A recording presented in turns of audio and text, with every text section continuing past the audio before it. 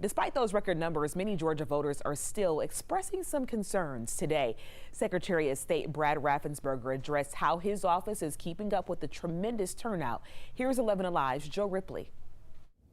Secretary of State Brad Raffensperger says election security and ballot integrity are paramount in this election.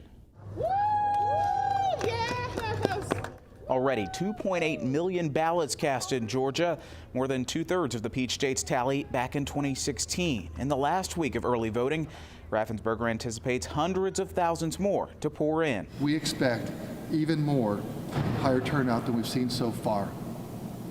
With that, there may be lines. Expect lines, long lines.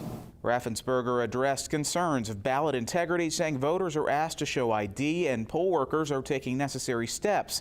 As for those worried about voter suppression, Raffensperger pointed to expanded polling locations and record turnout to prove otherwise. It has never been easier voting in Georgia. My job in this office is to assure all Georgians that there is neither rampant vote theft nor suppression. People have concerns, and I get it. Raffensperger says counties are constantly working to keep up with record high early voter turnout, ensuring what he says are timely results on election night.